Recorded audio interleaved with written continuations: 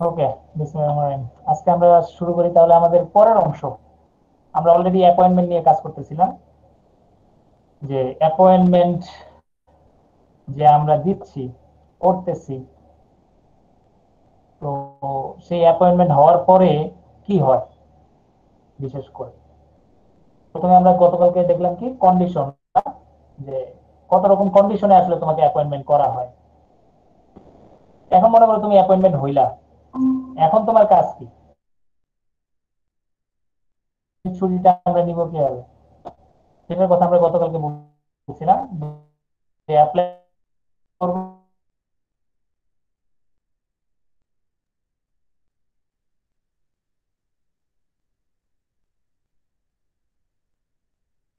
Hello.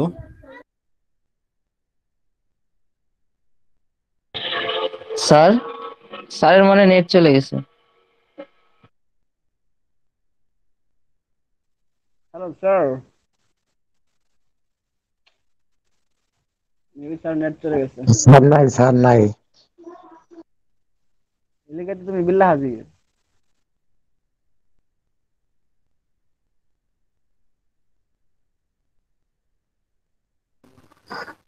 আমাদের যে আছে, জেল ভাইয়ের ছবি দেখছো? জেল ভাইয়ের তো জন্মদিন গেল, হ্যাঁ? আমরা কি উইশ করলাম না, সেটা হলো? আরে ভাই, জুয়েল ভাইয়ের বার্থডে গেছে এটাই তো জানি না। হ্যালো, রেকর্ড হইতেছে। আবার আবার আউট হয়ে গেছে। জি স্যার, স্যার এতক্ষণ আপনার সমস্যা নেই কথা স্যার, শুনলাম। আমরা আসছি কমিউনিকেট। আচ্ছা, এখন দেখা যাচ্ছে? জি স্যার, দেখা যাচ্ছে। দেখা যাচ্ছে। স্যার স্লাইডটা দেখা যাচ্ছে না।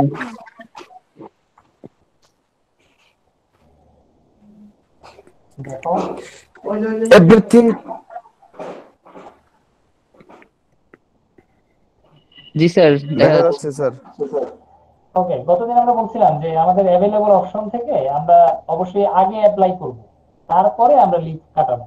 এমন যাতে না হয় যে আমরা ছুটিতে চলে যাচ্ছি বা ছুটি কাটাইতে চলে গেছি কোম্পানিকে না জানিয়ে, সেটা যাতে না হয়। এগুলো হইলে গতদিন আমরা বলছিলাম কি কি সমস্যা হইতে পারে, অনেক ধরনের আলোচনা আমরা করছি, ঠিক না? যে অ্যাবসেন্টের ব্যাড এফেক্ট গুলো কোথায় কোথায় পড়ে, কিভাবে পড়ে, সেগুলো আমরা বলছি। তো যদি এগুলো বুঝে থাকো তাহলে তুমি এটাও বুঝতে পারবা যে কেন তোমাকে আসলে অ্যাবসেন্ট করলে মানে খুবই নেগেটিভ ওয়েতে দেখে। এবং সিভারেও যদি অ্যাবসেন্ট হয়, প্রতি মাসে যদি তুমি একবার করে অ্যাবসেন্ট থাকো, এগুলো রেকর্ড হয়ে থাকে। ইদানিং জানো যে অ্যাটেন্ডেন্স সফটওয়্যার চলে আসছে, যে এমপ্লয়ি ঠিক মতো টাইমলি ঢুকতেছে, টাইমলি বেরোচ্ছে কিনা, হ্যাঁ, তারপরে তোমার কি বলে অ্যাবসেন্ট আসছে কিনা, আবার সেগুলো মাসিক হিসেবে রিপোর্ট হচ্ছে, বাৎসরিক হিসেবে রিপোর্ট হচ্ছে। ইভেন তোমরা অবাক হয়ে যাবা, এগুলো নোট ডাউন করে এবং সেগুলো কিন্তু চেক করে। অনেক ভালো ভালো ইন্ডাস্ট্রি যারা প্র্যাকটিস করে, তারা কিন্তু এগুলো রিপোর্ট বের করে রাখে, বের করে ইভেন বছর শেষে, অর্থাৎ যখন তোমার ইনক্রিমেন্টের টাইম হয়, তোমার স্যালারি বাড়ানোর সময় হয়, ওই সময়গুলোতে কিন্তু ওরা এই রিপোর্ট গুলো বের করে চেক করে যে কোন এমপ্লয়ি কেমন, সারা বছর সে আসলে কিভাবে চলছে। তাহলে এগুলো রেকর্ড দেখে তারপরে কিন্তু তোমার ইনক্রিমেন্ট, তোমার বোনাস, তোমার কতটুকু দেয়া হবে, সেগুলো কিন্তু ঠিক করা হয়। বুঝতে পারছো? মানে এটা লম্বা প্রসেস মেনটেন করে। তো এইগুলো, এদিকে তোমরা একটু সতর্ক থাকবা। আচ্ছা, লিভ গ্রান্টিং তো গেল। লিভ গ্রান্টিং যদি হয় সেটা ভালো, না হলে একরকম। এগুলো আমরা এখানে অলরেডি কথা বলে ফেলছি। স্টপেজ অফ ওয়ার্ক, এখানে বলা হচ্ছে কি, ওই যে আমরা স্ট্রাইকের কথা বলতেছি, the employer May at any time in the event of fire,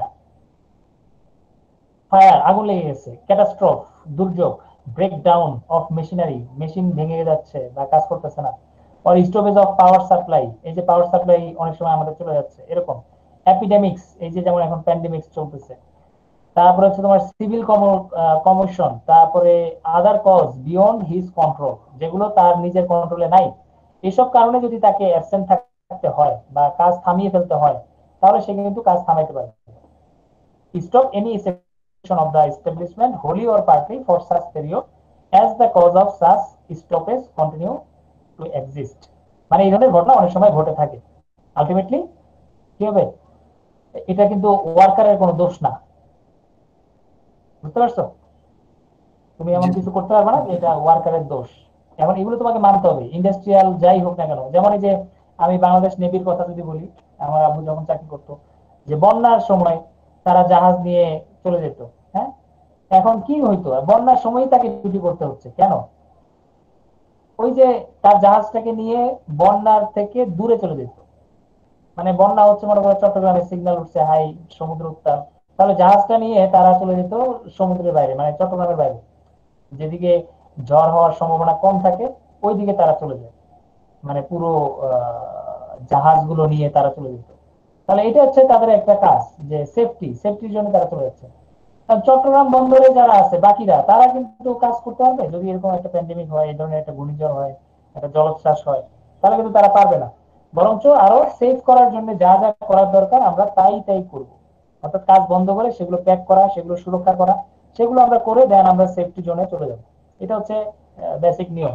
কারণ জোর করে যদি বলো যে না তোমাকে চাকরি করতেই হবে, কাজ করতেই হবে, যেমন আমরা দেখি যে চট্টগ্রামে পানিতে ডুবে গেছে, বাট ওয়ার্কাররা কি হচ্ছে, জায়গা কাজ করতে হচ্ছে না, আহ, সবকিছু ওপেন। তাহলে ইন্ডাস্ট্রির মধ্যে পানি ঢুকে গেছে, অথচ তার মধ্যে তারা আবার কাজ করতেছে। হ্যাঁ, কাজ করতে বাধ্য হচ্ছে, ওয়ার্কারদেরকে যাইতে হবে, ওখানে অ্যাটেন্ডেন্স দিতে হবে। এই ধরনের অনেকগুলো শর্ত আরোপ করে রাখছে, যেগুলো অনেক সময় হিতে বিপরীত। অনেকে বলে যে না ভাই, এখন আমার ইন্ডাস্ট্রির জিনিসপত্র দেখতে হলে তো আপনারই লাগবে, আর আমি তো আর দেখবো না। তো এই যে ওদের কাছে তুমি বাধা হয়ে আছো আর কি। ঠিক আছে, তোমাকে একটু অড সিচুয়েশনে তোমাকে যেতে হচ্ছেই, তুমি পারতেছো না, না যে, ঠিক আছে। উল্টো তোমাকে ওই সময়ে তুমি চাইলে কিন্তু কাজ বন্ধ রাখতে, ঠিক না, স্যার আমি আসতে পারতেছি না, বাট দেখা যাচ্ছে সেটা একটা ডিসঅ্যাডভান্টেজ হয়ে যাচ্ছে তোমার জন্য। ওটা একটা ডিসঅ্যাডভান্টেজ হয়ে তোমার জন্য ঝামেলা তৈরি করতেছে। অনেক সময় এটা হয়ে থাকে আর কি। আচ্ছা, তাহলে এখানে অর্থাৎ এই ধরনের যদি কজ হয় বিভিন্ন ধরনের, তখন যদি প্রোডাকশন লস হয়, তখন কিন্তু তুমি এটা ওয়ার্কারকে দায়ী করতে পারো না। এটা হচ্ছে নর্মাল একটা নিয়ম, যে তাকে দোষারোপ করাটাও তোমার মানায় না আর কি। সে কাজ বন্ধ করতে পারে, এবং সেই পিরিয়ডটা অর্থাৎ ওই সময়টা যখন ধরে শেষ না হচ্ছে ততক্ষণ ধরে সে কাজ বন্ধ রাখতে পারছে। আচ্ছা, closure of establishment. Closure, the employer may in the event of strike, এই স্ট্রাইকের কথা বলতেছে এখন, যদি কোন স্ট্রাইক হয় by any section or department of an establishment, establishment আমরা ইন্ডাস্ট্রিকে ধরতেছি আর কি, close down either wholly or partly such section and department, and the worker participated in the illegal strike shall not be paid any wages for such closure. এখন তুমি বুঝতে পারতেছো strike তাহলে দুই রকম আছে, ঠিক না? একটা হচ্ছে দাবি আদায় করার জন্য আমরা অথরিটিকে আগেই বলে দিচ্ছি যে স্যার আমরা এগুলো ডিপ্রাইভ হচ্ছি, আমাদের এগুলো দরকার। হ্যাঁ, এটা আমরা কিন্তু আগে বলে নিতে পারি। আবার কিছু ক্ষেত্রে হচ্ছে কি, যে আমরা বলতেছি না, সরাসরি সকালে আইসাই বন্ধ করে দিলাম একটা ডিপার্টমেন্ট, কিছু জানে না, কিচ্ছু জানে না, ওয়ার্কাররা নাই, তালা মেরে চলে গেছে। তাহলে দুই ধরনের অ্যাপ্রোচ। একটা হচ্ছে বলতে পারো বৈধ, জানাইছি কিন্তু কোনো স্টেপ নিচ্ছে না। এই ক্ষেত্রে তোমার কি হচ্ছে, অনেক সময় ওই যে আমরা কি করি, ওই যে স্ট্রাইক গুলো ফলো করি, ওদেরকে আমরা ফলো করি, বুঝতে পারছো? ওদেরকে অনেক জি সময় স্যার। আমরা সো কি অনেক বলে সময় ইলিগেল স্ট্রাইক কিন্তু স্যার দাবিটাও তো ইলিগেল থাকে। হ্যাঁ, মানে ওদেরকে এখন এমপ্লয়ি যদি চায় সবাইকে কিন্তু বহিষ্কার করতে পারে একসাথে, বলতে পারে যে ঠিক আছে আপনারা যেহেতু আমাকে না জানায় করছেন, তার মানে আপনারা সবাই আজকে থেকে মানে বাদ আর কি, সবার চাকরি একসাথে নষ্ট। তখন কিন্তু তুমি অনেক বড় আন্দোলন করতে পারো। হ্যাঁ, কিন্তু তখন কিন্তু আর করে লাভ নাই, কারণ অলরেডি তোমাদের চাকরি চলে গেছে। মানে অথরিটি বলতেছে যে তারা তো আমাকে কোনো কিছু জানায় নাই, না জানিয়ে তারা কি করছে, অ্যাবসেন্ট আছে সবাই। আর এটা হচ্ছে কি, অথরিটিকে জানাইছি আমি, অথরিটিকে জানাইয়া আমরা অ্যাবসেন্ট, এবং কয়েকবার, একবার না কয়েকবার বলছি যে স্যার এটা করেন, এটা করেন, এটা করেন, এগুলো ছাড়া হচ্ছে না। আপনি দেখেন অন্যান্য ফ্যাক্টরি গুলো করতেছে, বাট আপনি করতেছেন না, এগুলো আমাদের জন্য কষ্টকর হচ্ছে, আমরা এটা মানতে পারতেছি না। হ্যাঁ, অনেকবার, অথবা আলোচনা হতে পারে, ওই যে বলছে ট্রেড ইউনিয়ন হতে পারে, সিবিএ এজেন্ট যেটা সেটা হতে পারে, ওদের মাধ্যমে কালেক্টিভ বার্গেনিং করে করে আমরা যাইতে পারি। আর যদি, কিন্তু ওই যে প্রুফ রাখতে হবে যে হ্যাঁ স্যার আপনাকে জানাইছি কিন্তু আগে থেকে। হ্যাঁ, আস্তে আস্তে যখন দেখা যাচ্ছে না মালিক পক্ষ কোনোভাবেই ছাড় দিচ্ছে না, তখন দেখা যাচ্ছে স্ট্রাইকে চলে যাচ্ছে, এবং তখন কিন্তু মালিক পক্ষকে ট্রেড ইউনিয়নই বাধ্য করবে যে আপনি তো এগুলো মানেন নাই। হ্যাঁ, এগুলো তো ওদের সঠিক, ওদের তো দাবি ঠিক, তো আপনি তো মানতেছেন না, এই জন্য এটা। আর যদি আহ, না জানিয়ে অর্থাৎ একেবারে হুটহাট করে একদিন হ্যাঁ সবাই মিলে স্ট্রাইক করে দিলাম, তখন যেটা হচ্ছে সেটা হচ্ছে আর পারা যাবে না। তোমাকে যদি মালিক পক্ষ চায় যে স্যার ওরা তো আমাকে জানাই নাই, হ্যাঁ আমি এগুলো কিছু জানি না, হঠাৎ করে তারা এই ধরনের গন্ডগোল করছে, ভাঙচুর করছে, এই ধরনের, তো আলটিমেটলি তখন কিন্তু সবাইকেই বহিষ্কার করে দিতে পারে এবং কারোই কিছু বলার নাই, যেহেতু কোনো লিখিত বা কোনো ওই ধরনের এগ্রিমেন্ট আসলে নাই যে ঠিক আছে আমরা আলোচনা করতেছি বা এটা আলোচনা করতেছি মানতেছি না। হ্যাঁ, কোনো প্রুফ নাই যে মালিক মানবে না। হ্যাঁ, যে আমরা এটা জানাইছি কিন্তু মালিক মানতেছে না। অ্যাটলিস্ট নেগোসিয়েশন একটা দর কষাকষি পর্যায়ে যাতে একটু থাকে, সেই জিনিসগুলোতে তারা যাচ্ছে না আর কি। ঠিক আছে। আর আমাদের তো বুঝতে পারতেছে ওই যে কমিটমেন্টের ক্ষেত্রে প্রথমে যখন আমরা চাকরি নিই তখনই কিন্তু আমাদের একটা কমিটমেন্ট অলরেডি চলে যায়, ওই কমিটমেন্টের মধ্যেই আমরা আটকা পড়েছি। এর বাইরে আর তুমি কিছু চাইলেও হয়তোবা পাচ্ছ না। ওকে, তাহলে এখন আসো, যদি আমরা এই দুটো একটু বুঝে থাকি। আর এই মাইক্রোফোন আর সাউন্ড বক্স, আচ্ছা এখন দেখো, right of laid of workers for compensation. আগের টপিক তো বোঝা যাচ্ছে নাকি? আগের টপিক তো বোঝা গেছে? জি স্যার। ওকে, আমরা এখন একটা নতুন টপিক আসতেছি, laid of workers, laid of workers for compensation. তোমরা এই টার্মসটা সম্পর্কে এখন কি জানো? কেউ কিছু জানো এটা সম্পর্কে? এটা জনপ্রিয় ওয়ার্ড এখন বর্তমানে। না স্যার। ওয়ার্কারের জন্য ক্ষতিপূরণ স্যার, লেইড অফ, ক্ষতিপূরণ ব্যবস্থা, হ্যাঁ ক্ষতিপূরণের ব্যবস্থা স্যার ওয়ার্কারের স্যার।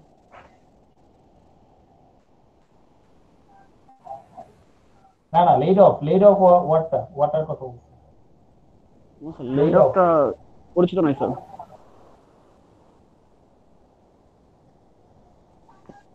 জানো না? না না স্যার। স্যার, লেড অফ ওয়ার্ডটা, এই ওয়ার্ডটা স্যার পরিচিত না। কি বলো, এত বড় একটা প্যান্ডেমিক গেল, এত ইন্ডাস্ট্রি লেইড অফ ঘোষণা করলো, আর তোমরা জানো না? এটা কোনো কথা হইলো? স্থগিত কি?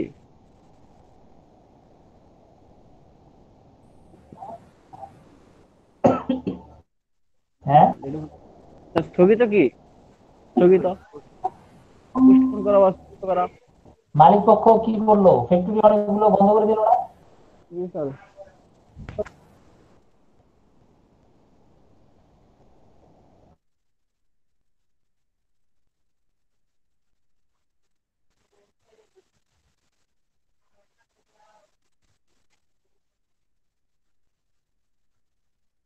Hello sir. হ্যালো। নেটওয়ার্ক চলে গেছে। নেটওয়ার্কটা ডিস্টার্ব করেছে। স্যার, আর আসছে স্যার, আসতেছে। স্যারের নেট প্রবলেম হচ্ছে খুব আজকে। আপনি কান্নাকাটি করেন। হ্যালো, স্যারের মনে হয় জি না। স্যার, শোনা যাচ্ছে, শুনতে পাচ্ছি। লেইড অফটা শুনছো কিনা? না স্যার, মানে অনেক ফ্যাক্টরি বন্ধ করে দিল না? জি স্যার। কি পেপার তো বলে বন্ধ করছে তারা? স্যার প্রোডাকশন বন্ধ হয়েছিল না স্যার। না, ওরা বললো না যে আমরা লেইড অফ ঘোষণা করছি, লেইড অফ ঘোষণা করছি, স্যার এই ওয়ার্ডগুলো একটু অনির্দিষ্টকালের জন্য বন্ধ করছো না? হ্যাঁ, কেন ঘোষণা করছিল কেন? কারণ স্যার যেটা বিদেশি বায়াররা স্যার শিপমেন্ট ক্যান্সেল করে দিছে বা তারা ডিলে করে দিছে, তারা এখন নিবে না। তো প্রোডাকশন যেহেতু বন্ধ, ওয়ার্কারদের বেতন দিয়ে তো স্যার তাদের লাভ নাই। বেতন দিবে কোথা থেকে? ঠিক না? ওরা বলছে যে আমরা সেটাই বেতন তো। কোথা থেকে দিব? কিন্তু স্যার গার্মেন্টস সেক্টর এখানে তো এমন একটা সেক্টর যে এখানে অ্যাকচুয়ালি প্রোডাকশন করলেও যদি শিপমেন্ট না হয় তাহলে টাকা নেই। হ্যাঁ, এই জন্য তারা মানে রিস্কে পড়ে গেছে। তো তারা বলছে যে দেখেন আমরা তো আসলে পারতেছি না, যদিও আপনাদের অনেক এক্সপিরিয়েন্স আছে, আপনারা দীর্ঘদিন এখানে কাজ করতেছেন, এক একজনের 1 বছর 2 বছর, যেটা শর্ত আর কি, যে আমি সাথে সাথে আপনাকে ছাঁটাই করতে পারতেছি না। হ্যাঁ, যে আমার তো লোক লাগবে না বা আমার প্রোডাকশনই বন্ধ, এখন তো কাজই নাই, তাই আমি তো এখনো আপনাকে ছাঁটাইও করতে পারতেছি না। হ্যাঁ, তো না করতে পারার কারণে কি হচ্ছে, ওদেরকে চাকরি থেকে বেরও করতে পারতেছি না, আবার আমার ফ্যাক্টরিতে কোনো কাজও নাই। এখন মানুষগুলো হিসাব হিসাব কি করবে? হ্যাঁ, মাঝখান থেকে আমার উপরে আর্থিক একটা প্রেশার আসবে আর কি। তো সেটা তারা অনেক সময় কি করে অ্যাভয়েড করতে চায়। যদিও তাদের আসলে আমরা হিডেন জানি যে ক্ষমতা অনেক সময় থাকে আর কি। তো তারা দিতে চায় না, দেখা যায় যে না, নিজেরটা থেকে আমি কেন দিব, যেটা কাজ করবে ওরা ওইটা থেকে নেবে, আমারটা থেকে আমি কেন ওদেরকে দিব, এরকম আর কি একটা কথা আছে। ওরা শেয়ার চায় না আর কি প্রফিট। তো সেই রকম কাজগুলো যখন হয় তখন এই যে লিডার ঘোষণা করে। এখন আমরা এটা একটু দেখি, এটা একটু ইম্পর্টেন্ট একটা বিষয়, যে হোয়েন এভার স্যার এটা কি ওয়ার্কার আদার দ্যান, এটা কি লিগ্যাল স্যার? এটা কি লিগ্যাল হ্যাঁ কোনো লিগাল, কোম্পানি কারণ যদি এখানে করে? হ্যাঁ এটা আসলে কিছু করার নাই। হ্যাঁ, ও যদি চায়ও, হ্যাঁ, দেখা যায় কয়দিন পারবে, 1 মাস পারলো, 2 মাস পারলো, 3 মাস, এরপরে তো তাকে বন্ধ হইতেই হবে। বুঝতে পারছো? জি স্যার। আলটিমেটলি এটা ক্লোজার হবেই, মানে ক্লোজ হবেই। বাট কি হচ্ছে, তারা সতর্কতামূলক অবস্থায় যাচ্ছে, ঠিক না? যে ঠিক আছে আমরা কিছুদিন বন্ধ রাখি, 2 মাস, 3 মাস, 3 মাস পরে আমরা খুলবো, এরকম একটা ঘোষণা দিয়ে জি তারা মানে আপাতত স্টপ করে। যে সবার চাকরি আছে, কারো চাকরি নাই এমন না, বাট 3 মাসের জন্য আমরা আপাতত কাজটা বন্ধ রাখতেছি।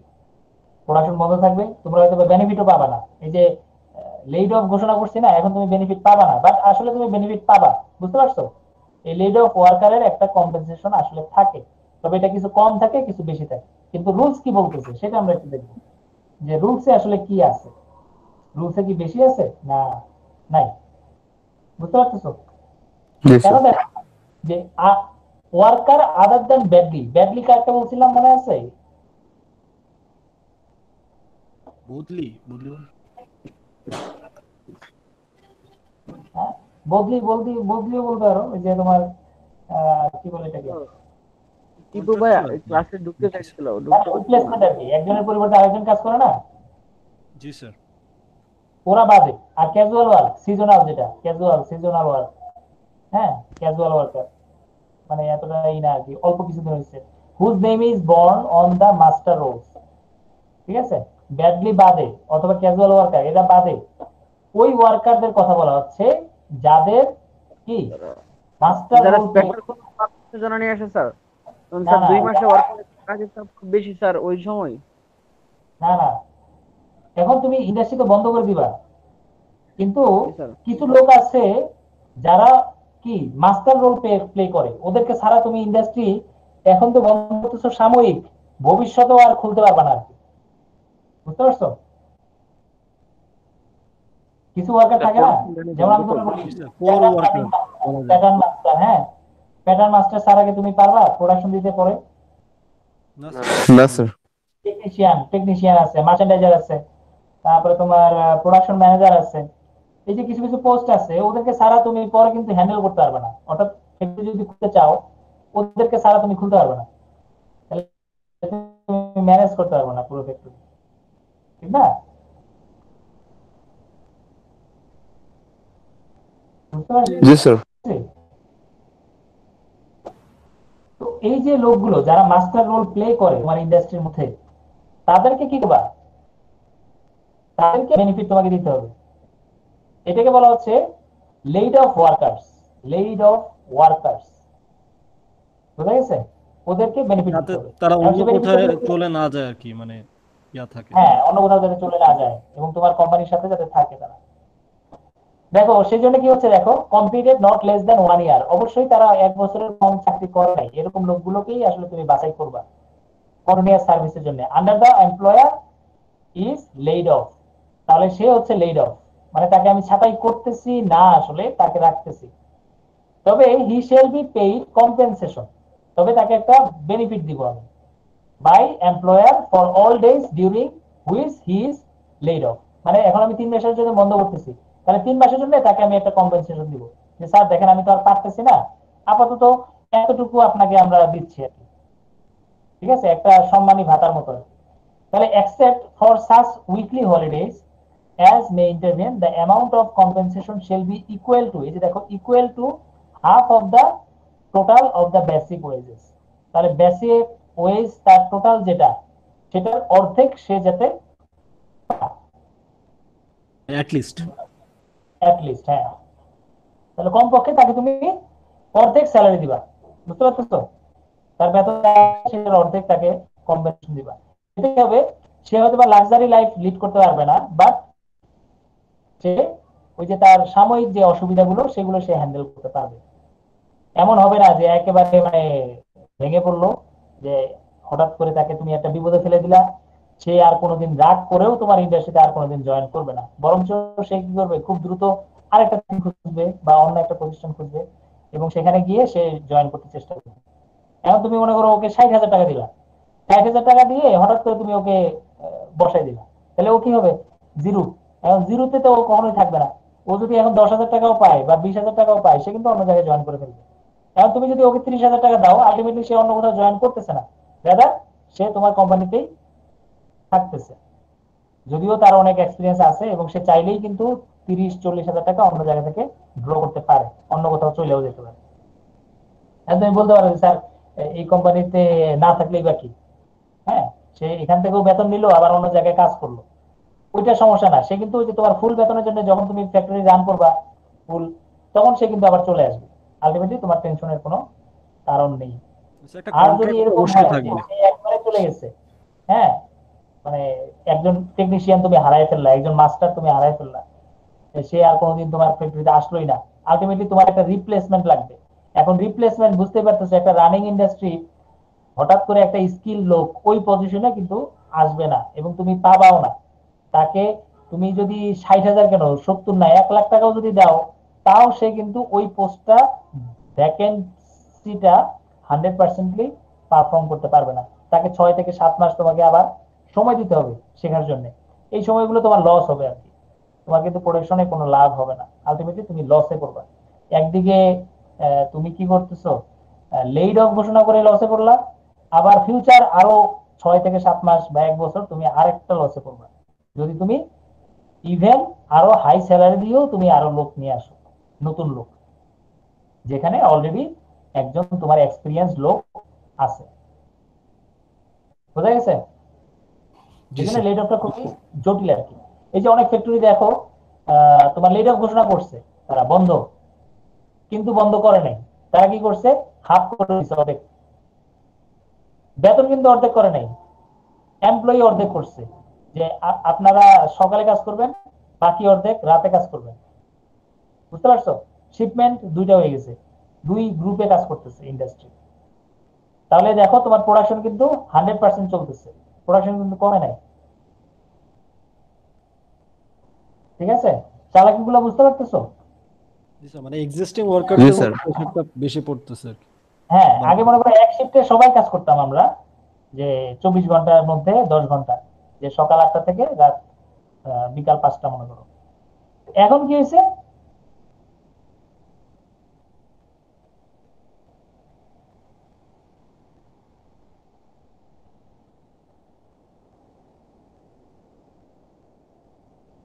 হ্যাঁ, শুনতেছো? জি স্যার, এখন শোনা এখন শোনা যাচ্ছে স্যার। একটু হ্যাঁ, শোনা এখন যাবে। তাহলে কি হলো, এখন হচ্ছে কি, যে আমরা ওই 10 ঘন্টাটাই আমরা দুইটা টাইমে ভাগ করে দিছি, অর্ধেক লোক এখন কাজ করবে, বাকি অর্ধেক লোক পরে কাজ করবে। আলটিমেটলি তোমার প্রোডাকশন 100% চলতেছে, ওয়ার্কারদের বেতন সবকিছু ঠিক আছে, মানে কোনো কিছু কম হয় না। বুঝতে পারছো? জি এভাবে স্যার। অ্যারেঞ্জ করে ফেলছে। আবার কিছু কিছু ফ্যাক্টরি কি করছে, লেড অফ ঘোষণা করে একবার বাসায় গিয়ে বসে আছে। তো বাসায় গিয়ে বসে আছে যারা, তারা তো মনে করো একেবারে বলতে পারো শেষ আর কি। ওরা ওই যে ওয়ার্কার, কারণ বাঙালি ম্যানেজমেন্ট তো বুঝোই, ওরা আর কখনো রান করতে পারবে, এটা অনেক বড় একটা ডিফিকাল্টি। একেবারে শুরুতে যেরকম জিরো থেকে শুরু করছে, আবার একজন একজন করে নিয়োগ দিবে, তারপরে সেই ইন্ডাস্ট্রি আবার রানিং করবে, এটা অনেক সময় ব্যাপার। ও এত সহজে আসলে আর প্রোডাকশন লাইনে ফিরে আসতে পারবে না। অনেকে ফ্যাক্টরি বিক্রি করে দিচ্ছে, যে আমরা পারি নেই, ফ্যাক্টরি বিক্রি করে দিচ্ছে। ঠিক আছে, পারবে না। অনেক ধরনের ঘটনা এই যে 1 বছরে, অর্থাৎ 1 বছরে অনেক ধরনের ঘটনা ঘটে গেছে। স্যার ইভেন লং যারা এই টার্ম। যে অফলাইন অনলাইন, হ্যাঁ, অফলাইন থেকে অনলাইনে চলে গেছে, যেটা আমরা অফলাইনে কাজ করতে পারতাম সেটা অনলাইনে চলে আসছে। হ্যাঁ, তার মানে একই কাজ ভিন্ন ওয়েতে করা হচ্ছে, কাজ একই থাকতেছে, বাট ওয়েটা ডিফারেন্ট অ্যাপ্রোচে আমরা চলে গেছি। আমরা কিন্তু কমাইনি, কিন্তু কাজ তোমাকে করে যেতে হবে, আদারওয়াইজ তুমি পিছায় পড়বা। এবং এই সিরিয়ালে তুমি থাকবা না, একটা বিশাল গ্যাপে পড়ে যাবা, হারায় যাবা। স্যার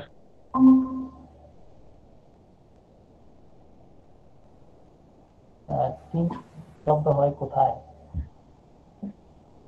হ্যাঁ বলো। স্যার আমার নেটওয়ার্ক স্যার আমি একটু লিড নিতে যাচ্ছি, আমার খেলা আছে তো, আমি পরে রেকর্ডিংটা শুনে নেবো। স্যার স্যার হ্যালো, আমি লিড নিতে যাচ্ছি আমার বল আরে বল। স্যার আমি পরে রেকর্ডিং শুনে নেবো। Hello sir. কি হয়েছে? স্যার ওর নাকি খেলা আছে sir, cricket player sir. Hello হ্যাঁ, এবার ক্রিকেট খেলা। আমার ID7 স্যার। ID7 sir. তাহলে এখন আমরা পরের অংশে যাই। তাহলে ডেথ বেনিফিট। হ্যাঁ, ডেথ, তোমার ইন্ডাস্ট্রিতে কাজ করতে করতে যদি আমি মারা যাই, জি স্যার। তাহলে তুমি কি আমাকে বেনিফিট দিবা?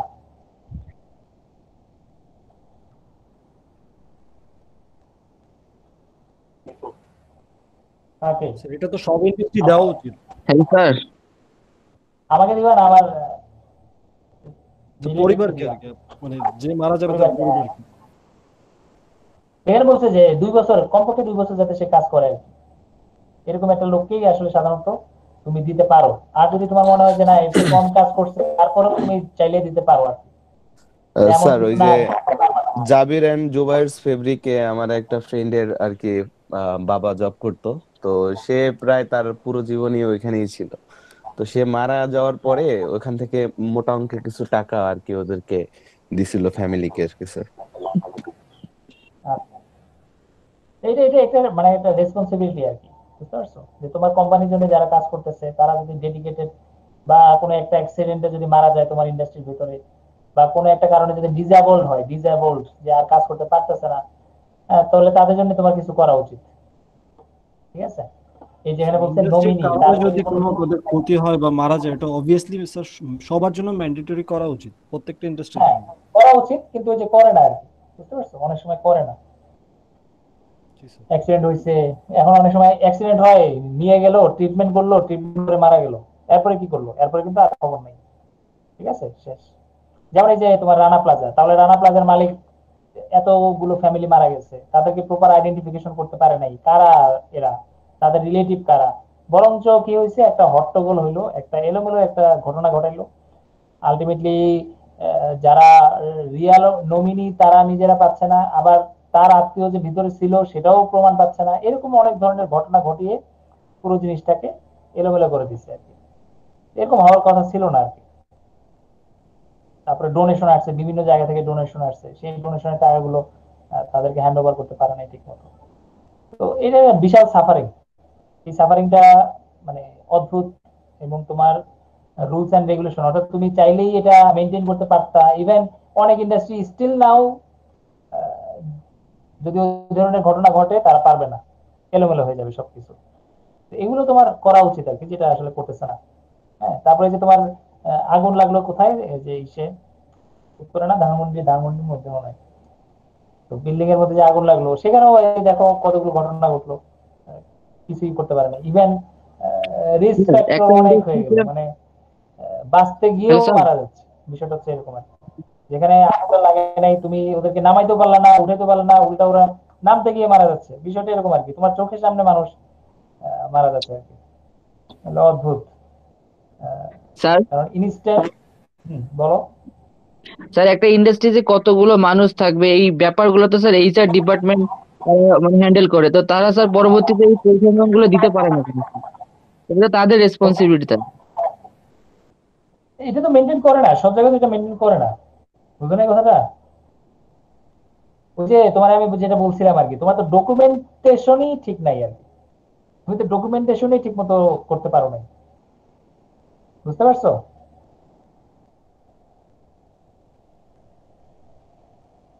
জি স্যার, বুঝতে পারছি, মানে অবহেলা আর কি, নেগলেন্স।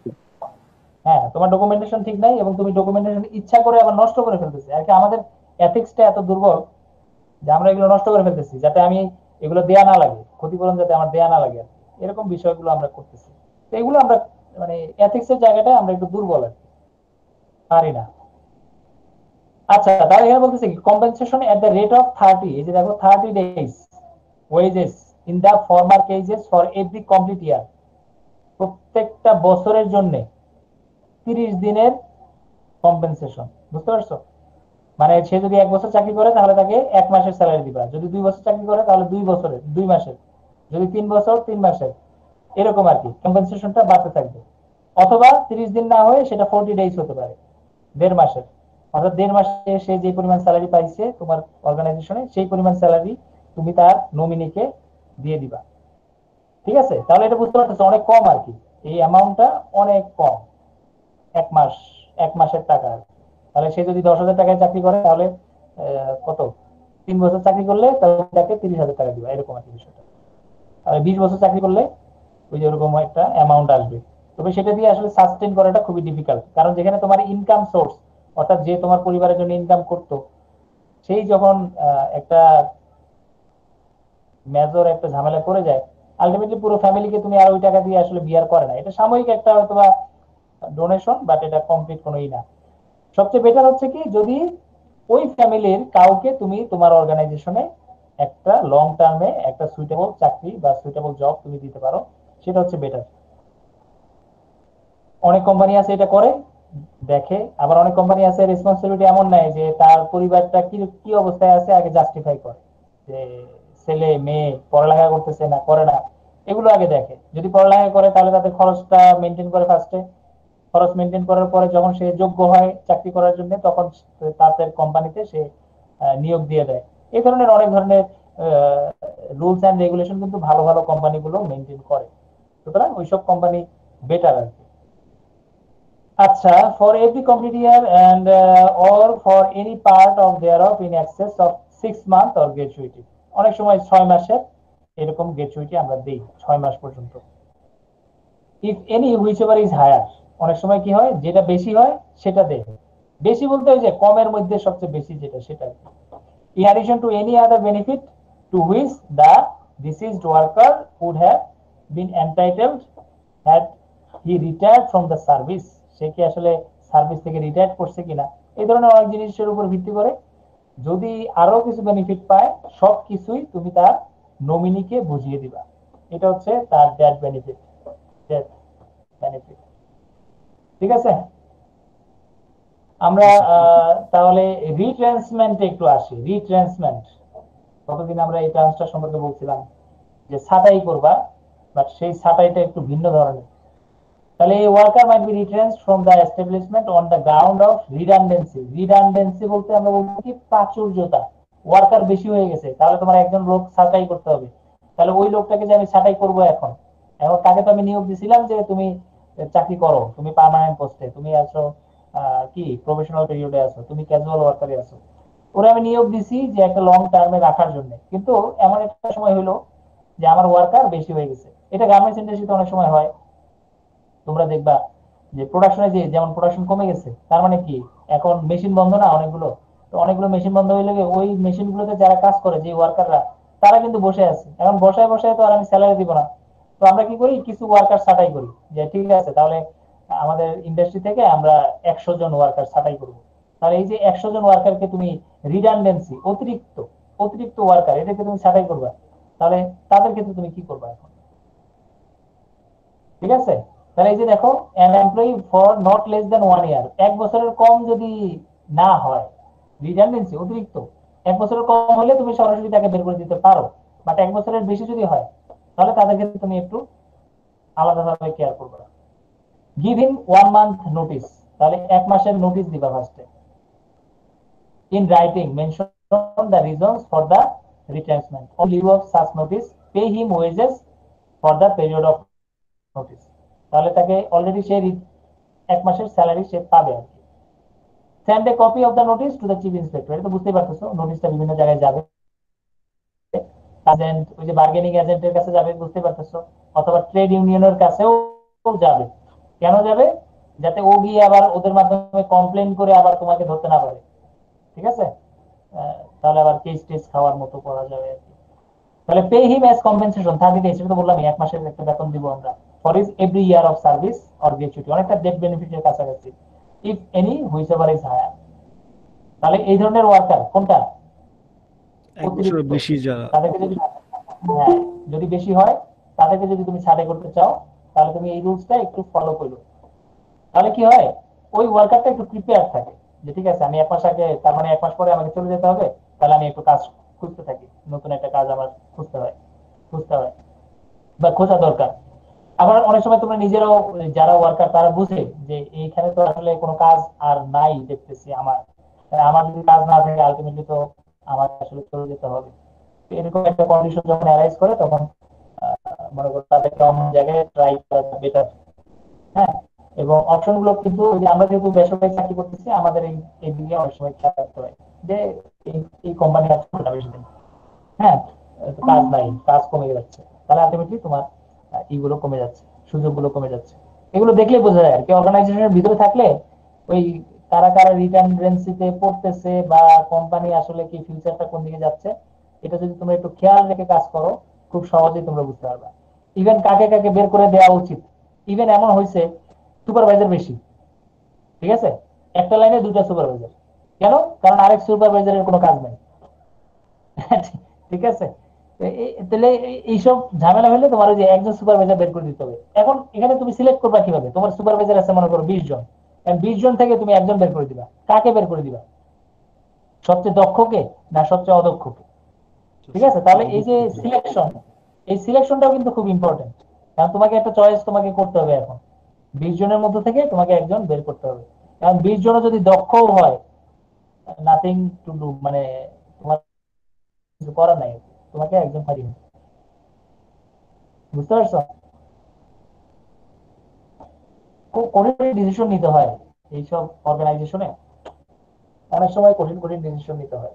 ইভেন আমাদের সময় কি হয়েছে, আমরা আইতে যখন ছিলাম, খুব মজার একটা ঘটনা ঘটছে যে আমাদের রিলেটিভস, এই তোমার ম্যানেজারের আর কি ভাই, হ্যাঁ আপন ভাই, সে, তাকে জব দেওয়া হয়েছিল তোমার এক্সিকিউটিভ হিসেবে। হ্যাঁ, ওই যে আমরা বলি না যে ইনচার্জ বলে, ইনচার্জ, লাইন ইনচার্জ, এরকম একটা ওয়ার্ড আছে।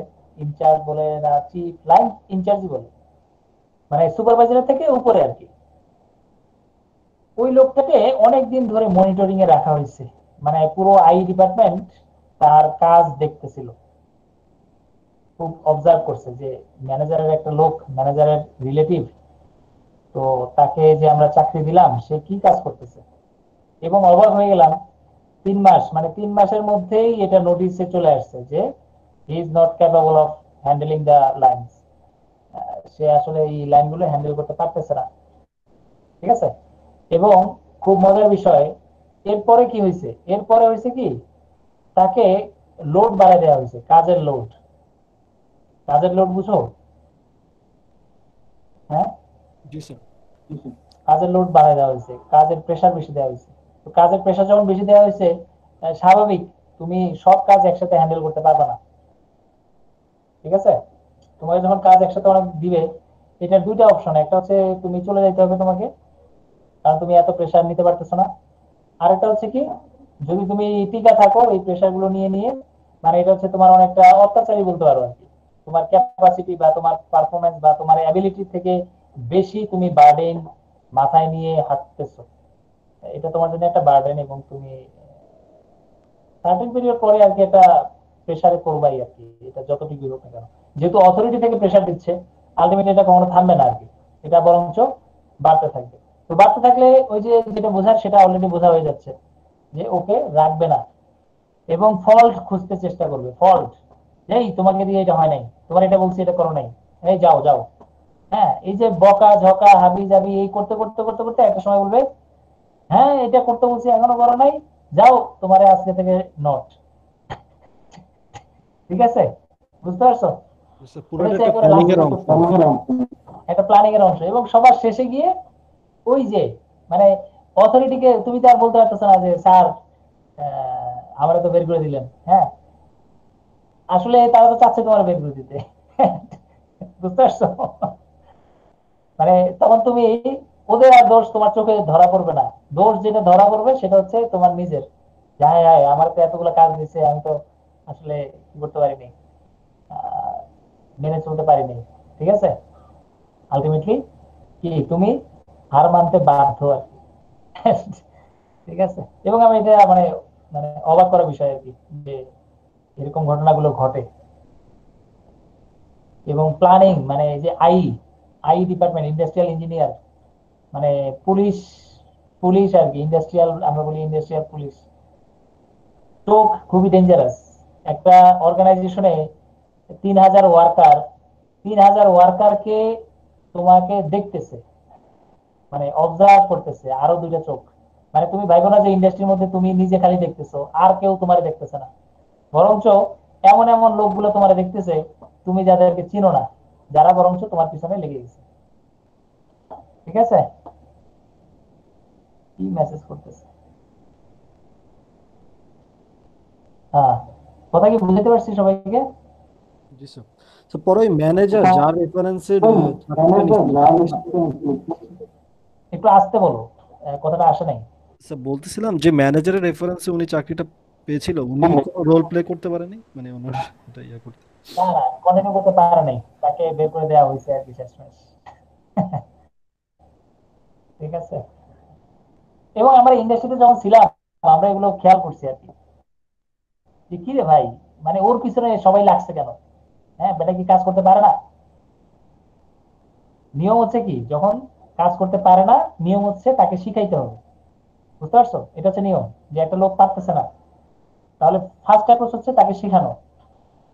কারণ একটা লোক নতুন আসছে, তাকে তুমি কিভাবে রিসিভ করবা, তাকে শিখাইতে হবে। শিখানোর পরে এখন যেটা শিখাইছো সেটা পারে কিনা, ঠিক আছে, যেটা শিখে নাই সেটা পারবে না এটা ধরে নিচ্ছি, এখন যেটা শিখাইছি সেটা পারে কিনা, না পারলে আরেকবার ট্রাই করো, ট্রাই করো, ট্রাই করতে করতে একটা সময় তো পারবা। মানে এটা কিন্তু দেখে আর কি, অবজার্ভ করে টাইম দেয়, একটা সময় পর্যন্ত দেখে যতক্ষণ পর্যন্ত তুমি নিজে নিজে করতে পারতেছো না, মানে নিজে নিজে তোমার দায়িত্বটা তুমি পালন করতেছো না, ততক্ষণ পর্যন্ত তারা শিখায়। এখন যখন দেখে যে তুমি নিজে নিজে আসলে কোনো কাজই করো না, তখনই আসলে ম্যানেজমেন্ট খুবই রাফ অ্যান্ড টাফ হয়ে যায়। বুঝতে পারছো? জি স্যার। মানে এটা একটু সেলফ ডিপেন্ডেন্ট হইতে হবে। এই জন্য দেখবা তোমার জবের ইন্টারভিউ গুলোতে এই ধরনের রিকোয়ারমেন্ট গুলো এখন দেয়, সেলফ মোটিভেটেড, সেলফ এনার্জেটিক, হ্যাঁ, hard working, working under pressure, এই অনেকগুলো শর্ত টর্ত এখন দেয়। আমরা ভাবি যে এগুলো ওয়ার্ড খুবই সিলি ওয়ার্ড, কিন্তু প্রত্যেকটা ওয়ার্ডের পিছনে এক একটা ঘটনা জড়িত, এবং খুবই মারাত্মক মারাত্মক ঘটনা তোমার ঘটতে পারে তুমি যদি ওগুলোর জন্য প্রিপেয়ার না থাকো। এখন তুমি মনে করো একটা নতুন চাকরি গেছো, নতুন চাকরিতে গেছো, নতুন চাকরিতে অনেক কিছু ঘটতে পারে, আর তুমি যদি এগুলো সম্পর্কে না জেনে থাকো, ওই যে এই সিচুয়েশন গুলোতে হঠাৎ হঠাৎ পড়লে তুমি দেখবা যে একটা মানে মেন্টাল ডিস্ট্রেস এর মধ্যে তুমি পড়ে যেতে পারো। ঠিক আছে, অনেক সময় হয় আর কি। যেমন আমাদের ক্ষেত্রে আমার কি হয়েছে যে সুপারভাইজার বা এক্সিকিউটিভ আর কি, যেটা পুরো লাইনের এক্সিকিউটিভ, আমি ছিলাম হচ্ছে 2টা লাইনের আই, আমার হচ্ছে 2টা লাইন, আর সে হচ্ছে 10টা লাইনের এক্সিকিউটিভ। ঠিক আছে, সে সবার সামনে হঠাৎ করে চিৎকার দিয়ে উঠছে, হ্যাঁ স্যার এই লোকটা আমার পিছনে ছাড়তেছে না, এই লোকটা এইরকম এরকম এই করে, হ্যাঁ কাজ করে না কিছু না, সে আমার বারবার ডিস্টার্ব করে। কারণ আমি তো তারা ডিস্টার্ব করবোই, কারণ হচ্ছে আমার কাজ যেটা আমি সেটা করবো। কারণ সে তার কাজ না করে সে কি করলো, সবার সামনে নিয়ে গিয়ে আমার উপরে হঠাৎ করে কি একটা রাফ ল্যাঙ্গুয়েজ ইউজ করতেছে ম্যানেজারদের সামনে। আমি এটা খেয়াল করলাম, আমি চুপ করে রইলাম, কারণ আমি এই ধরনের সিচুয়েশনে কখনো আগে পড়ি নাই। আমি ফার্স্টে এটা পড়লাম, পড়ার পরে আমি একটু অবজার্ভ করতেছি যে কি হইলো আসলে, দোষটা কোথায় হইলো। হ্যাঁ, সে যে সবার সামনে এইভাবে কথা বললো আমার এগেনস্টে, এটা কেন বললো? পরে আমি আমার ম্যানেজার যেটা আছে, আই ম্যানেজার, তার কাছে গেছি যে what happened. Yes, that guy, মানে ওনার নাম ছিল মামুন আর কি। তো that guy just shouted in front of others, why do you think that I am the less qualified? Did you think like that? ঠিক আছে, আমি আমার পুরো ম্যানেজারকে এটা বললাম, মানে পরে আর কি কমপ্লেন করলাম আর কি, যে I will not continue my work in this factory anymore. তখন ম্যানেজার এসে আমাকে বলতেছে যে মোবারক, they are illiterate person, illiterate, মানে they don't know anything about I, they don't know about production, they don't know any about system, but you are educated, you know the system, you know the capacity, you know the production policy, why you become anger, you are talented person, then be calm. ঠিক আছে, বলতেছে be calm, এটা শান্ত হও, you don't need to bother about that, তোমার এটা নিয়ে bother করার কোনো দরকারই নেই, you don't need to even think about them, তাদেরকে নিয়ে তোমারও চিন্তা করা লাগবে না, তোমার কাজ তুমি করবা, ওদের কাজ ওরা করবে। ঠিক আছে, তখন আমি বললাম যে but why this kind of behaviour they will show in front of others, even in front of managers, why?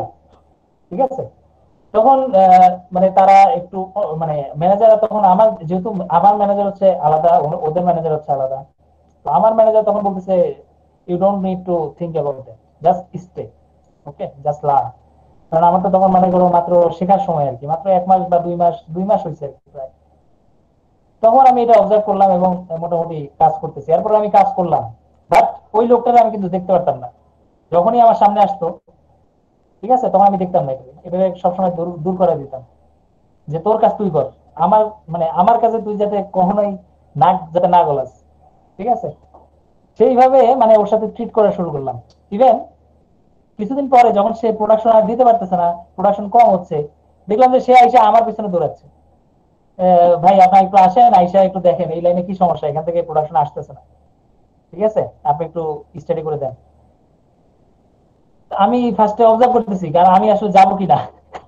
ঠিক আছে, কারণ ও আমার কাছে এখন রিকোয়েস্ট করতে আসতেছে, কারণ ওর কাজ তো মানে এতদিন তো আমি নিজে ওর লাইনে জায়গায় কাজ করছি, কিন্তু এখন সে যখন বিপদে পড়তেছে, সে তখন আইসা আমার কাছে বলতেছে ভাই আপনি এই এই অংশটা একটু দেখেন, এই লাইনটা তো সমস্যা নাই, এই লাইনে তো প্রোডাকশন ভালো হচ্ছে, পাশেরটা দেখেন। বুঝতে পারছো? তো এরকম করতে করতে একটা সময়ে তুমি অবাক হয়ে যাবে, ওই 10টা লাইনের দায়িত্বই আমার উপরে চলে আসছে। ইভেন তোমার আই যারা ছিল তারাও একজন একজন করে বিভিন্ন জায়গায় চলে যাচ্ছিল, আহ, ওই জায়গাটা আর কেউ হ্যান্ডেল করতে পারতেছিল না, পরে আমাকে একাই 10টা লাইন আমাকে হ্যান্ডেল করতে হচ্ছে, এবং প্রোডাকশন প্রত্যেকটার ক্ষেত্রে আমাকে মনিটরে রাখতে হচ্ছে। ঠিক আছে, তাহলে বুঝতে পারতেছো যে এখানে রেসপন্সিবিলিটি হচ্ছে ডিফারেন্ট দিকে। মানে ও যে শাউটিং করছে, ও যে নিজে বলদের মতো একটা কাজ করছে, এটা পরে কিন্তু অলরেডি মানে ম্যানেজমেন্ট থেকেই ওরে আর কিছু বলা লাগে নাই। বুঝতে পারছো? জি স্যার। জি স্যার। হ্যাঁ, এখন আমি তো তখন সাথে সাথে বলে ফেলছি যে I will not continue my work in this factory anymore. তাহলে আমি যে তখন বলে ফেলছি, অর্থাৎ ওর উপরে রাগ করে যে আমি চাকরি ছেড়ে দিচ্ছি, আমার কিন্তু লস। জি স্যার, আপনি তো নিজেকে প্রুভ করার এই বাড়তি সুযোগটা তাহলে পেতেন না আর কি। হ্যাঁ, মানে এটা কিন্তু আমি যে প্রথমে যদি আমি ডিসিশন নিয়ে নিতাম এবং আমি যদি চাকরি ছেড়ে মানে পরের দিন মনে করো মেজাজ গরম করে পরের দিন থেকে আমি আর চাকরিতে গেলাম না, আলটিমেটলি কি হইতো, লসটা হয়তো আমার, ঠিক না? যে আমি আরো নতুন কিছু যে পরের থেকে আমি শিখবো, সেটা কিন্তু আমি শিখতে পারতাম না। ইভেন এমন একটা মজার ঘটনা ঘটছে লাস্টে আইসা, তোমার এদিকে তো 10 লাইন আমি দেখছি, দেখার পরে আমাকে কাটিং এ যখন দিছিল তখন আমরা আবার কাজ করতেছিলাম কাটিং ডিপার্টমেন্টে দীর্ঘদিন, প্রায় 1 মাসের মতো। ইভেন ওই সময় একটা আর্জেন্ট শিপমেন্টের একটা কাজ ছিল, আর্জেন্ট মানে শিপমেন্টটা ছিল খুবই ইম্পর্টেন্ট, 500 কোয়ান্টিটির মতো একটা শিপমেন্ট ছিল। তো 500 কোয়ান্টিটি শিপমেন্ট, এবং এটা হচ্ছে লুজ প্রোডাক্ট, মানে লুজ বলতে এটার প্রোডাকশন অনেক আগে অলরেডি শেষ হয়ে গেছে, তারপরেও এটার 500 প্রোডাক্ট স্টিল নাও রিমেইনিং। এটা ইমিডিয়েট এখনই কাটতে হবে, তাইটা এটাকে গার্মেন্টস বানাবে, দেন এটা প্রোডাকশনে শিপমেন্টে যাবে। ওই 500 পিস এখন কাটিং করার মতো ওই যে ওয়ার্কার নাই।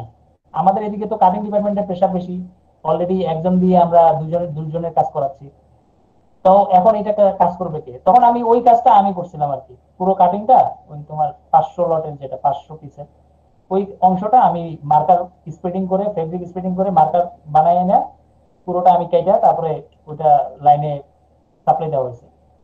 ওখান থেকে হঠাৎ করে তোমার এই যে সুপারভাইজার মানে এক্সিকিউটিভ আর কি, যেটা ওই যে লাইন চিফ ইনচার্জ, সে হঠাৎ করে আইসা আমার উপরে শাউটিং, হ্যাঁ এটার কাজ কে করছে কাটিং ডিপার্টমেন্টের, হ্যাঁ এই প্রোডাকশন এটা কে দিছে, এখানে 2 পিস এখন মিসিং কিভাবে, এই সেই বলে চিল্লাচ্ছে। আমি বলি আপনার সমস্যা কি বলেন, এটা তো আমি কাটছি। বলে যে এখানে 2 পিস মিসিং কেন? আমি বলি 2 পিস মিসিং না, আপনাকে গইনা গইনা 500 পিস দেওয়া হয়েছে, এখানে মিসিং থাকার কোনো প্রশ্নই আসে না, লাইনে গিয়ে চেক করেন। তো সে বলতেছে হ্যাঁ আমি এখনই ওই যে প্রোডাকশন ম্যানেজারের কাছে যাই কমপ্লেন দিব। তখন আমাদের ওই প্রোডাকশন ম্যানেজার ছিল তোমার রাভি স্যার আর কি, খুবই বদমেজাজি এক স্যার আর কি, রাভি। হ্যাঁ, শ্রীলঙ্কান বদমেজাজি বলতে মানে খুব অ্যাংরি মানুষ আর কি। তো তখন ওই যখন আমাকে হুমকি দিল যে রাবি স্যারকে গিয়ে কমপ্লেন দিব। আমি বলি তুই যা যাই রাবি স্যারকে কেন, তোর বসের বসরে যাই কমপ্লেন দিয়ে যা। এইভাবে বলে ওরে তারাই দিছি। বুঝছো, ওই দিন মেজাজটা এত গরম হয়েছে। এমনি তো সাধারণত আমি ইন্ডাস্ট্রিতে কখনো শাউটিং করি না আর কি, এবং করার কখনো ইচ্ছাও আমার কখনো জাগে নাই। এবং ইন্ডাস্ট্রিতে আমার একটা পরিচিতি আছে যে আমি কখনো কারোর সাথে খারাপ ভাষায় কথা বলি নাই আর কি। তো ওই দিন হঠাৎ করে তার উপরে খেপে গেছি একেবারে। তুই যাইয়া তোর বস কেন, তার বসকেও যাই কমপ্লেন দিয়ে আয়। ঠিক আছে, কারণ মেজাজ গরম ছিল। আমি নিজেকে এটা, এখন তুই আমার নামে কমপ্লেন দিস, বুঝলাম না কিছু। হ্যাঁ, তুই নিজে প্রোডাকশন দিতে পারছ না, তুই আসছিস আমার উপরে ই করতে। তো একেবারে রাত্রে আসছে। হ্যাঁ, রাত্রে এসে ক্ষমা চাচ্ছে যে ভাই সরি, আপনার তখন তো ই করে ফেলছি। আমি বলি সরেন, এখন আমার আর বিরক্ত করেন না, এখন যান। ঠিক আছে। ওর যা তো এই খারাপ করার তা তো আগেই করে ফেলছে। ঠিক আছে, সে তার ভুল সে না করে সে আমার উপরে শাউটিং করতে আসছে। ঠিক আছে, এই এই ধরনের ঘটনাগুলো যখন ঘটবে তখন তোমরা একটু সতর্ক থাকবা। ঠিক আছে, কারণ এই ঘটনাগুলো ঘটলে তোমার চাকরি চলে যাওয়ার একটা পসিবিলিটি থাকবে কিন্তু। বুঝতে পারতেছো? জি স্যার। আনওয়ান্টেড, আনওয়ান্টেড কিন্তু সিচুয়েশন গুলো আনওয়ান্টেড, যেটা তুমি জানো না, হঠাৎ করে একটা অ্যারাইজ করলো, এখন ওইটাকে হ্যান্ডেল করতে হবে। ঠিক আছে। স্যার আপনি তো আই ডিপার্টমেন্টে জব করছেন, তো একটা কোশ্চেন করব আর কি, যে টেক্সটাইল ইঞ্জিনিয়ার হিসেবে আই তে জব করাটা আর কি কতটুকু প্রেফার করবেন আপনি? আর আই তে ফিউচারটা আর কি কিরকম? আমি গার্মেন্টস অ্যাপারেল ম্যানেজার, এটাকে কি বলে, মেজর নিয়ে আমি যদি আই তে জব করি তাহলে আমার ফিউচারটা কি অন্য সেকশন থেকে বেটার হবে নাকি? আই আমি পড়তেছি, স্টিল নাও আমি পড়তেছি। ঠিক আছে, এটা একটা বিশাল সাবজেক্ট, এটা শেষ হবে না। স্টিল নাও আমি এখনো পড়তেছি। হ্যাঁ। জব ক্যারিয়ারটা কিরকম হয় এখানে? এটা বিশাল একটা সেক্টর। আই হচ্ছে different, different sector. Production efficiency, lower the cost. হ্যাঁ, এটা বিশাল সেক্টর। এটা মানে তোমাদের শেষ করা যাবে না আর কি, এটা কখনোই শেষ করা যাবে না। তোমার ইন্ডাস্ট্রি প্রোডাকশন দিচ্ছে বাট প্রফিট করতে পারতেছে না। বুঝতে পারতেছো? জি স্যার। প্রোডাকশন দিচ্ছে বাট প্রফিট করতে পারতেছে না। এই জায়গাগুলোতে আই হচ্ছে বেস্ট। আর কোনো ডিপার্টমেন্ট পারবে না, আর কোনো ডিপার্টমেন্ট পারবে না। তাহলে তুমি বলো আই কি বস না অন্য কিছু? আই ইজ দ্য বস আর কি, একটা ইন্ডাস্ট্রির আই হচ্ছে বস, যদি সেরকম আই হইতে পারে। ওভারঅল জি স্যার। মনিটরিং দরকার হয়। রাইট। বুঝতে পারছি।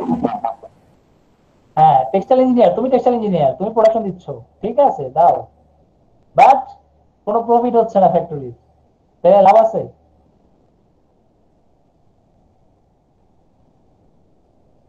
তোমার ইঞ্জিনিয়ারিং দিয়ে কাজ হবে? হবে না। না স্যার। এইটা হচ্ছে আই।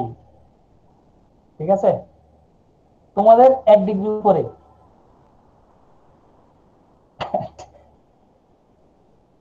কি? জি স্যার। আর স্যার এইখানে জবের মানে উন্নতি কিরকম করা যায় যদি কেউ ঢোকে? উন্নতি বলতে বাংলাদেশে এখনো এটা মানে ওইভাবে এখনো আসে নাই আর কি। বাংলাদেশে এখন পর্যন্ত এটা নিয়ে কাজ করতেছে। ইভেন যারা ইন্ডাস্ট্রিতে এখন বর্তমানে আই হিসেবে ঢুকতেছে তাদের ওই ধরনের মানে এটা নাই আর কি, ওই রকম নলেজটা নাই, অনেক কম। এটা অনেক সময় লাগবে, বুঝতে পারছো? এটা লম্বা সময় লাগবে এটা শিখতে, প্র্যাকটিস করতে অনেক সময় লাগবে। এখন তোমার যদি আমি বলি যে টয়োটা, হ্যাঁ টয়োটা ইন্ডাস্ট্রি প্রোডাকশন কেমন? তো হিউজ প্রোডাকশন দেয় স্যার, এফিশিয়েন্ট, প্রফিট অনেক হাই। এফিসিয়েন্ট, 2 মিনিটে গাড়ি বানায় তারা, 2 মিনিটে। 2 মিনিটে একটা ফুল গাড়ি, পুরো একটা গাড়ি কিন্তু তারা তৈরি করে মাত্র 2 মিনিট। লিড টাইম অনেক কম।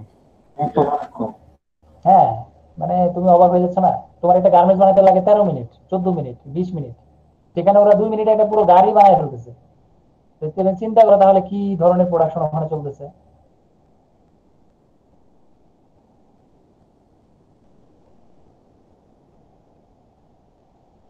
এই এই চ্যাপ্টার শেষ করতে খবর আছে আমার। কোন পর্যন্ত আসছি? রিট্রেন্সমেন্ট না? পরে, এরপরে বাকিটা। তা আমি কি বুঝতে পারছি? প্রোডাকশন আই জিনিসটা একটু অন্য লেভেলের আর কি। এটা তোমার টেক্সটাইল ইঞ্জিনিয়ারিং নলেজ দিয়ে জি তুমি স্যার। হয়তো বা এখন ফেব্রিক ম্যানুফ্যাকচারিং, তুমি এখন ইয়ার্ন ম্যানুফ্যাকচারিং, তুমি এখন ওয়েট প্রসেসিং, তুমি এখন এই যে কি বলে এটা গার্মেন্টস ম্যানুফ্যাকচারিং, এগুলো তুমি শিখলা, বাট প্রফিট যদি কোম্পানি না হয় তোমার এগুলো কোনো দাম নেই। জি স্যার।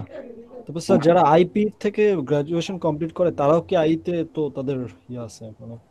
হ্যাঁ, ওরা তো জানে যে প্রফিট মানে প্রফিট কেমনে হয়, কিন্তু ওরা তো জানে না যে আসলে কিভাবে করতে হয়।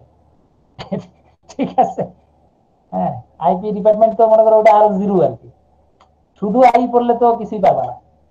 তুমি টেক্সটাইল ইঞ্জিনিয়ার হইছো, তুমি এখন গ্রাউন্ড ওয়ার্ক তোমার শেষ, এখন তোমার আই নলেজটা লাগবে।